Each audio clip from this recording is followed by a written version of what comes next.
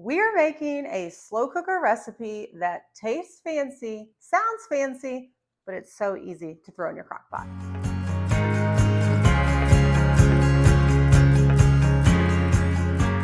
Hi, I'm Carrie with eatingonadime.com. We're on a mission to help families eat well on a budget, and one of our favorite ways to do that is our crock pot. In fact, we actually have a super popular crock pot digital cookbook that I have linked below in the description if you want to snag it because it's on sale today. Now we're making an amazing crock pot. It is called Slow Cooker Red Wine Beef Brisket. It is a fun way of making brisket. And sure, you're probably thinking brisket's kind of expensive, Carrie. It is, but that's what's so great about cooking at home is cooking brisket at home is so much cheaper than going to a restaurant and paying an arm and a leg for brisket out at a restaurant. Plus, this recipe actually helps you stretch your beef so you can get it extended even for a second dinner if you need to. So stay tuned at the end. I will give you some leftover ideas. So make sure you watch that at the very end. And before we get started, the recipe is linked in the description below. This recipe has 5 stars and you're about to find out why. Now, the first thing I highly recommend is that you brown your brisket. Now, if you've been following me for a while, you know I'm kind of anti-browning, mainly because I want to make recipes to be as flavorful and as simple as possible, but we're making a fancy dinner, so we're going to take a few extra minutes to actually brown the brisket.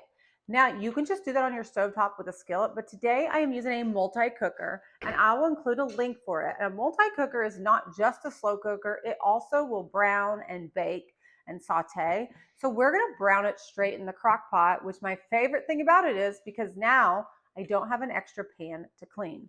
So what we're going to do, this is the green pan, and I actually have several that I love. So make sure you check out that link. I'm going to click it on to brown or saute and hit start, and that's going to heat up just like you would on a stovetop. And then I'm going to take a couple tablespoons of oil. It can be olive oil, it can be avocado oil, and we're just going to drizzle it in so we can get that nice sear on the brisket. For this recipe, you want about a 3-pound brisket, give or take, not a big deal. And then we're just going to lay this straight into the crock pot. Oh yeah, and you can hear the sizzle. And again, if you don't have a fancy crock pot, that's okay. You can throw it on the stovetop in a pan and it will work great. We're just going to let this get a nice golden crust, so we're just going to leave it for a few minutes. It's tempting to want to just move it around and flip it, but let it settle, because sit, because that's what's going to get that beautiful brown crust, and we want that brown yumminess in the sauce. I just like to take a quick peek. Ooh, see, look at that beautiful color. That's perfect. So we're going to let this sit for another 3 to 4 minutes to get color on the other side. While that's browning, we're going to go ahead and chop up a red onion. Now, we're going to do this in chunks. So think like a stew. Like a stew, not like a soup. So don't dice them up. We're going to chunk them up into big, large pieces. I prefer the red onion. I think it's like a red wine brisket, and that just goes really well. But if you just have a regular onion, it's still going to be delicious. But try it with the red onion. So I am just taking each half and quartering them just so we have those big pieces. This is nice and brown now, so I'm going to turn that off so I can start throwing in my ingredients.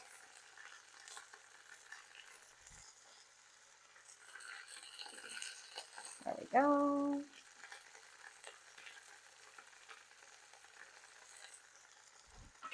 Oopsie. Just get this thrown in right on top.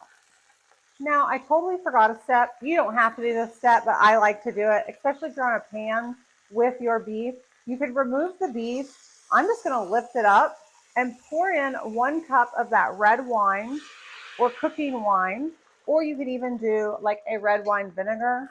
Oopsie. I'm going to hold this up, and then we're just scraping the bottom, and I'm just getting all those brown bits off. Since this is a non-stick pan, it's coming right off, but that will just make your sauce even more flavorful.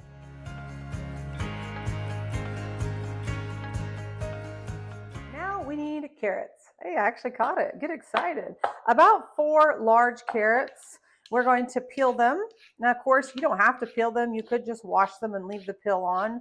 When you're slow cooking, honestly, you don't really notice. I was lazy a long time ago and didn't peel them and nobody noticed.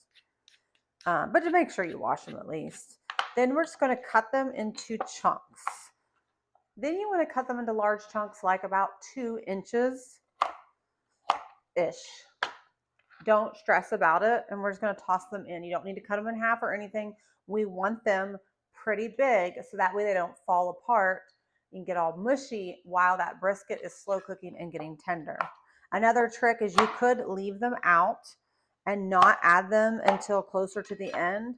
I've done that before, but I've forgotten before. So then you just don't have any carrots. So I like to throw them in now. Another trick is you can do baby carrots and just throw some baby carrots in there. But personally, I'm not a fan of baby carrots. The more I cook with regular carrots, the less I want baby carrots. They just don't taste as good. And so I'd rather, it's a great way to save money because baby carrots are like double the cost of regular carrots. Actually, it might be more. And so it's a great way to save money. And honestly, I just think they taste better. But again, this is your home. I'm not going to judge you if you just want to throw in a bag of baby carrots and save yourself a ton of time. Now we're going to add our seasonings, 2 teaspoons of minced garlic, or you can take 2 cloves of garlic and mince them. I'm doing lazy today and just using pre-mince that you buy at the grocery store. We're going to do, I will agree, we talked about the carrots taste better. Mincing your own garlic does taste better, but in this season of my life, I don't have time for that. Now, all my kids are starting to grow up, so soon I'm going to have lots of time to mince my own garlic, and I will go back to garlic. But today, we got to save time. So we're adding a teaspoon of black pepper, a teaspoon of thyme. I am doing thyme leaves, not ground thyme. That's really important because a teaspoon of ground thyme will shake you to your core. So don't do that. You're probably going to want like a quarter of a teaspoon if you're using ground thyme. And then salt, a teaspoon of salt. So very simple ingredients or seasonings, I guess. Now we're going to add 8 ounces of tomato sauce. I actually got a larger can on accident, so I'm just going to do half of this in this recipe. The great thing about it is you can save the other half and put it in a freezer bag and just mark it 8-ounce tomato sauce, and you can even throw it in there frozen, or if you're making a soup, and it will thaw and cook through. So nothing is going to waste here, guys. You know, we're all about saving money, saving time. Okay, so I got that. Then all we need left is 1 cup of beef broth.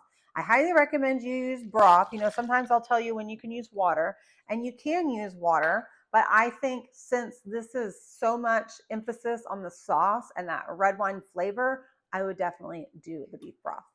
Add your lid, and that's it. All we got to do is clean up. We're going to let this cook on high for about 5 hours or low for 8 to 10 hours. Now, I prefer, anytime I'm doing a crockpot recipe with a chunk of roast, is going low and slow. High will still work great, but sometimes your beef just isn't as tender and fall apart, and we want this brisket to just melt in your mouth. So I'm going to do low and slow today, and we'll be back at the end of the day in just a few hours, and I'll show you what it looks like. It's time. Okay. Ooh, look at all that steam. It smells so good. My kitchen is just smelled. It's full of the smell and I'm loving it.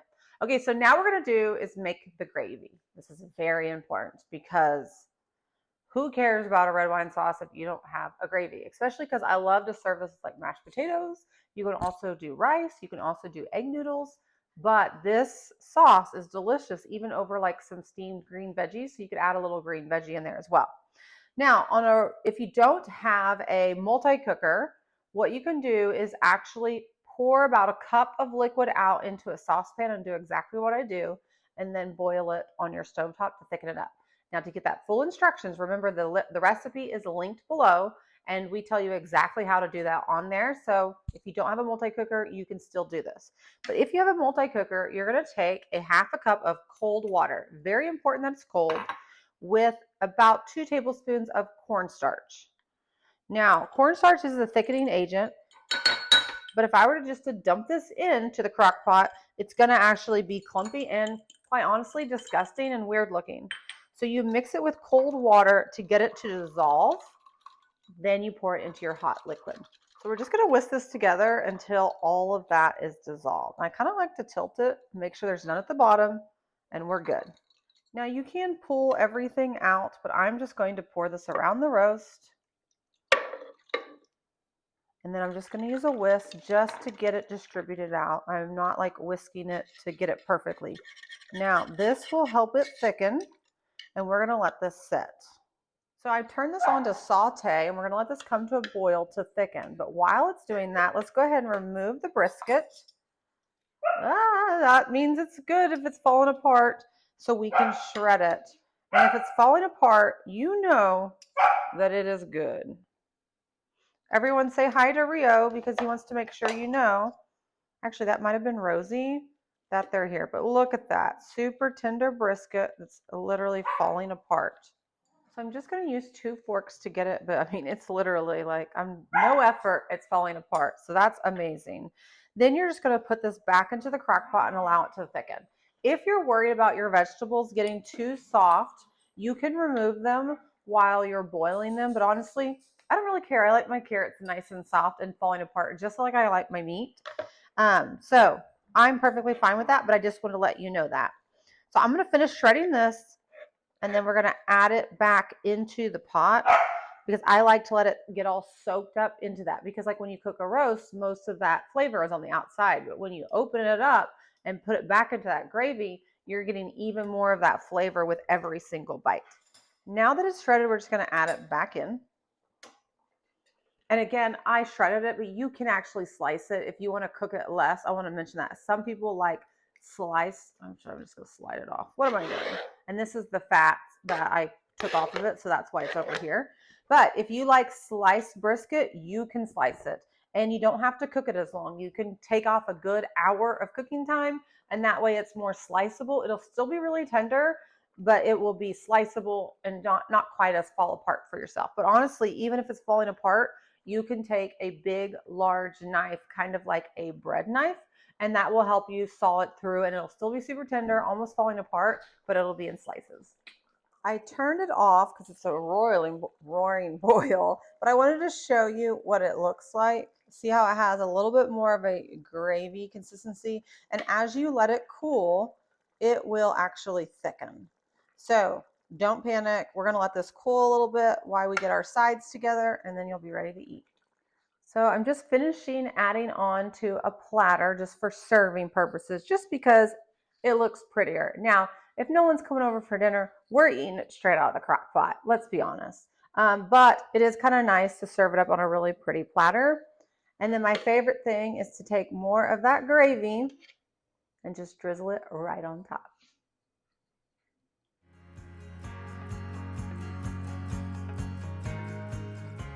Now it's time for my favorite part, testing it.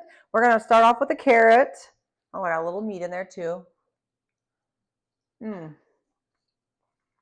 The flavor is unreal, guys and girls. This recipe is like, you're just going to be shocked because the ingredients are so simple, very easy to throw in, and the flavor is just unreal. Now let's talk budget. Okay. We used a brisket, but sometimes a brisket can be pricey. So instead of using a brisket, you could easily substitute it with just a regular roast. You have all the same flavor and it's going to be delicious. You also, if roast is a little too expensive, you can also do a pork roast. That would be amazing with the red wine flavors. It would be so good. No complaints whatsoever. Now, before we go, I promised you some leftover tips. This recipe is great leftover. The flavors really bump it up. And we love to do this thing in our Lazy Day Cooking Club.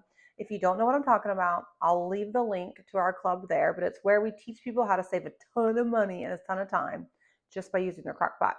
But what we teach in there is cook once, eat twice. This recipe is great because you can cook this once, and if you have leftover brisket or leftover roast, if you're using roast, you can easily serve the same recipe, maybe add a little barbecue and serve it on Hawaiian rolls, and you just made a second dinner without even having to cook. And so that's what we teach inside the Lazy Day Cooking Club, and that's one of the best ways to save money is don't throw your leftovers in the fridge. Go ahead and plan your leftovers for a second dinner like sliders, and then you're going to save a ton of money because you get to eat at home again without having to spend any more money. I'm out of here. Thanks so much for joining me. Don't forget, like and subscribe.